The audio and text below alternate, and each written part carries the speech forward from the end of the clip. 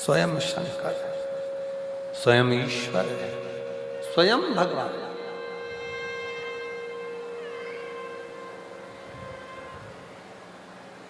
आप आए हो,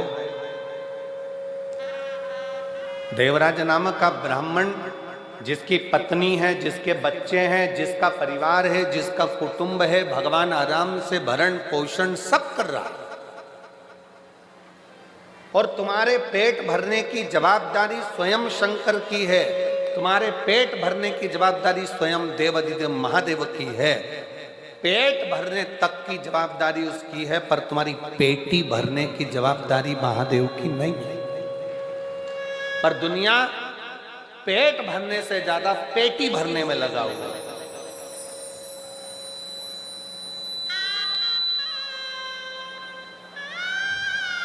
पेट भरने से ज्यादा उसकी जवाबदारी पेटी भरने की हो गई। मेरे बेटे के लिए मकान बना लूंगा, मेरे बेटे के लिए ये कर लूंगा, मेरी बेटी के लिए ये कर लूंगा, मेरे देवर के लिए ये कर लूंगी, मेरे जेठानी के लिए ये कर लूंगी, मेरे भाई के लिए वो कर दूंगा, मेरे बंधु के लिए वो कर दूंगा। अगर शिव महापुराण की कथा कहती है तुम्हें वैभव मिले, तुम्हें कुर्सी मिले, तुम्हें पद मिले, तुम्हें प्रतिष्ठा मिले, तुम्हें यश मिले, तुम्हें धन मिले, तो शिव महापुराण की कथा कहती है सबसे पहला काम करना अपनी जिंदगी में कि किसी गरीब की आंखों में आंसू मत देखना। बस इतनी कृपा शिव तत्व कहती है। बन सके किसी के लिए काम आ सको तो आई।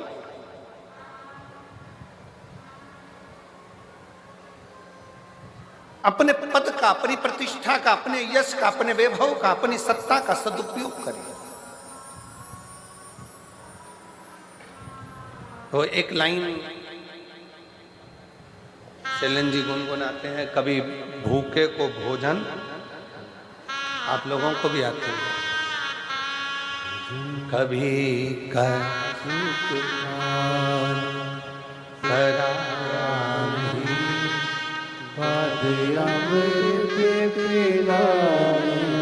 से क्या फायदा, कभी गिरते हुए को उठाया नहीं, बाद आंसू बहाने से क्या फायदा, कभी प्यासे को पानी पिलाया नहीं, बाद अमृत पिलाने से क्या फायदा।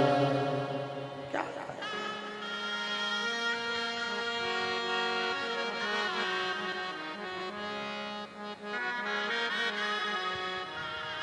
मैं तो मंदिर गया, पूजा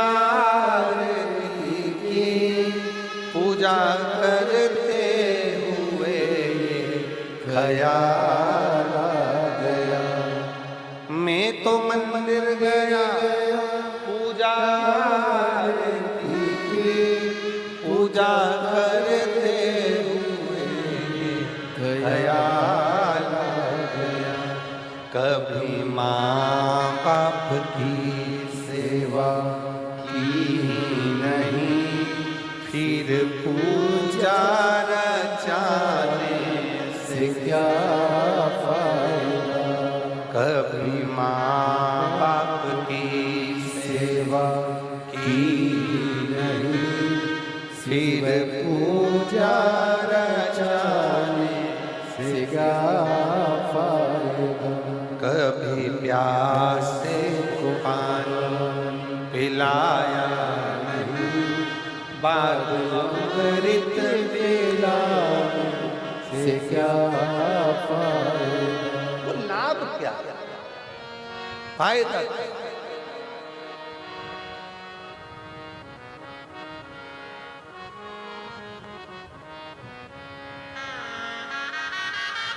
भगवान ने दिया अगर वैभव, भगवान ने दिया अगर सत्ता, भगवान ने अगर दिया है धन प्रतिष्ठा, तो उसका सदुपयोग करिए, अच्छा करिए। देवराज नाम का ब्राह्मण पत्नी थी तब तक उसको चोरी करने की जरूरत नहीं पड़ी। पुत्र था, चोरी करने की जरूरत नहीं पड़ी। बेटी थी, चोरी करने की जरूरत नहीं पड़ी। देवराज ने चोरी करना कब प्रारंभ करी? जब एक पर स्त्री का संग हो गया। पर स्त्री का संग। देवराज अपने मित्रों के साथ जा रहा था, ठिठोली करता हुआ, हंसता हुआ, गुनगुनाता हुआ अपने मित्रों के साथ जा रहा था और एक स्त्री ने उसको देखा। वो स्त्री नहीं,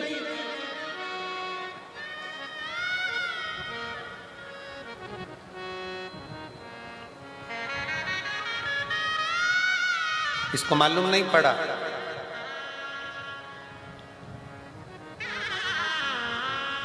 कि एक साधारण सी स्त्री नहीं है।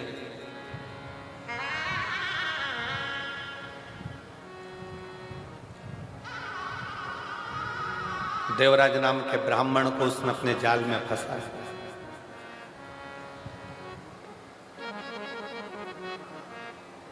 काया की आसक्ति, मीठी वाणी की आसक्ति, नयनों की आसक्ति, उसके स्वरूप की आसक्ति देवराज को खींच ली।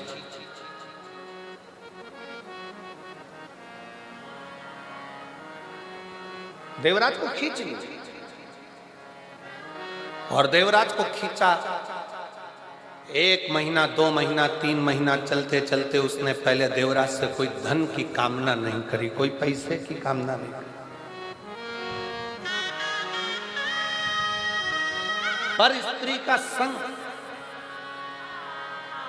एक बात अपने भीतर उतार कर रखिए, जितने आस्था चैनल पर कथा सुन रहे हैं, जितने फेसबुक यूट्यूब पर कथा सुन रहे हो, जितने इस पवित्र भटिंडा पंजाब की पवित्र भूमि से कथा का लाभ ले रहे हैं, अपने जीवन में उतार कर रखना कि उस स्त्री ने पहले कोई धन की कामना नहीं करी, वैभव की कामना नहीं करी, सत्ता की कामना नहीं करी, लक्ष्मी की कामना नहीं करी। जब पूर्ण तरह से देवराज उस स्त्री के चुंगल में फंस गया, उसको नहीं मालूम था कि यह वेश्यावृत्ति करने वाली। जब बुरी तरह से फंस गया और पूर्ण तरह से फंसने के बाद एक दिन इसने बस उस स्त्री ने देवराज से कह दिया कि वो रानी, राजा की धर्म पत्नी जो गले में हार पहनती है, वो हार मुझे चाहिए। पत्नी थी, चोरी करने की जरूरत नहीं पड़ी। देवराज ने चोरी नहीं करी, बच्चे थे, चोरी करने की जरूरत नहीं पड़ी।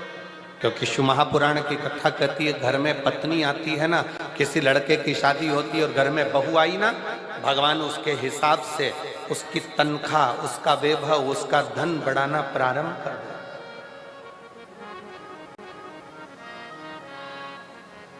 उसका धन बढ़ाना भगवान खुद प्रारंभ कर देता, उसकी सत्ता बढ़ाना अपने आप प्रारंभ कर देता। शादी होने के बाद में बच्चे होते हैं तो भगवान फिर कहीं ना कहीं से एक जल का स्रोत बढ़ाता है, आवक बढ़ाना चालू कर देता, कोई नया काम चालू कर देता, कोई दूसरा काम चालू कर देता जिससे इसकी आवक बढ़े। परिवार में जितने सदस्य बढ़ते चले जाते हैं, उतना उतना भगवान भी राहें खोलता चले जाता है, राहें खोलता चले जाता है। पहले के समय में और आज के समय में बहुत अंतर है जी। आज के समय में तो लोग कहते हैं हम दो और हमारे, जम के तो बोलो, हम दो और हमारे दो, और घर में कहीं के बुढ़ा बुढ़ी रहते हो तो उनको बाहर वृद्धाश्रम में फेंक दो। ये आजकल की रीति है, ये लोग आज की रीति में ऐसे जीते हैं। पर पुराने समय में शिव महापुराण की कथा कहती है, पुराने समय में हमारे माँ बाप भी हमारे साथ में रहे, हमारे 4 बेटे 4 बहुएं साथ में रहे, हमारा परिवार साथ में रहे, मामा मामी बुआ फूफा काका काकी सब हमारे साथ में रहें, सबको संजो कर चलते, सबको संजो। पहले लड़की की शादी करते थे ना, तो लड़के वालों के यहाँ देखने जाते थे कितना बड़ा परिवार है।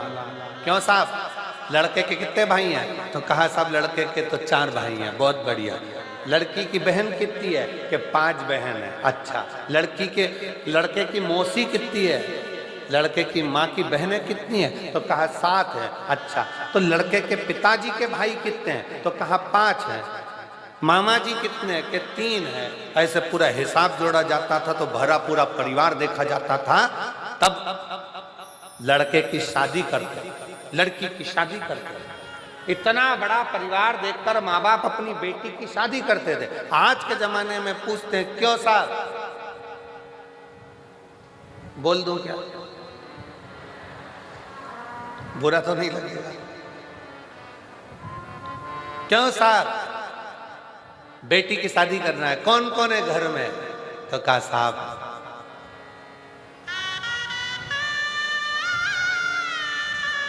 लड़के की माँ तो नहीं है, बाप है और 2 बहन है, लड़का है। अब घर पर जाकर लड़की के घर वाले विचार कर रहे हैं अभी 2 बहन है,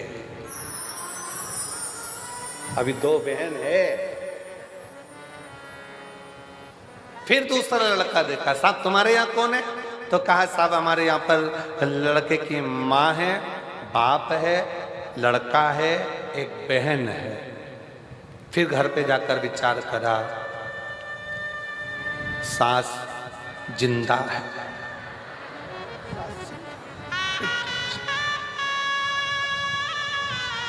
फिर कोई लड़का देखा, पूछा साहब लड़की की शादी कौन कौन है तुम्हारे घर में बेटा? लड़का बोला माँ को गए बहुत समय हो गया, मेरी बहन भाई कोई नहीं है, पिताजी हैं और मैं हूँ, और पिताजी भी भटिंडा में रहते हैं और मैं दिल्ली में रहता हूँ।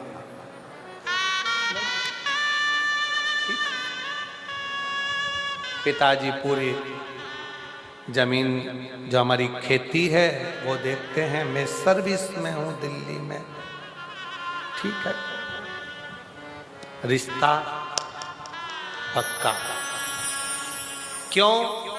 लड़की को काम नहीं करना पड़ेगा,